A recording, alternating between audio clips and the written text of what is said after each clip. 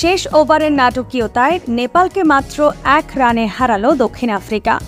দক্ষিণ আফ্রিকার করা 115 রানের জবাবে 114 রান তোলে নেপাল। বাংলাদেশের মতো তীরে এসে তরি ডুবে ইতিহাস গড়তে পারল না নেপাল।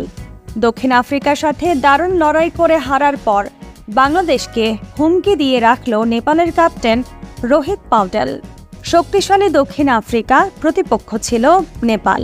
মাঠে নামার আগে স্বাভাবিকভাবেই সবাই এগিয়ে রেখেছিল আফ্রিকাকে। তবে ব্যাটিংয়ে নেমে সুবিধা করতে পারেনি দক্ষিণ আফ্রিকার ব্যাটসম্যানরা। নেপালের মতো দলের বিপক্ষে 7 উইকেট হারিয়ে করেছে মাত্র 115 রান। জবাবে শুরুতে ভয় ঢুকিয়ে দিয়েছিল নেপালের ব্যাটাররা। একটা সময় 12 বলে নেপালের প্রয়োজন ছিল 16 রান, তবে তারা সেটিও করতে পারেনি। শেষ বলে 2 রানের প্রয়োজন হলে সেই বলে রান আউট হন গুলশান ঝা, আর তাতেই 1 রানে জয় পায় দক্ষিণ আফ্রিকা। ম্যাচে দারুণ লড়াই করে বাংলাদেশ ম্যাচ নিয়ে হুমকি দিয়ে রাখলেন নেপালের ক্যাপ্টেন রোহিত পাউটেল। তিনি বলেন, আমরা ভালো খেলেছি, তবে ভাগ্য সাথে ছিল না। তবে পরের ম্যাচে আমরা ছেড়ে কথা বলবো না। বাংলাদেশকে হারানো কোনো ব্যাপার না, যদি আজকের মতো ভালো ক্রিকেট খেলতে পারি।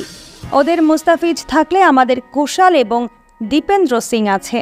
আমরা ছেড়ে কথা বলার জন্য বিশ্বকাপে আসিনি। ভালো খেলে বাংলাদেশকে হারাতে চায়। দক্ষিণ আফ্রিকাকে না পারলেও বাংলাদেশকে হারাবো আমাদের বিশ্বাস।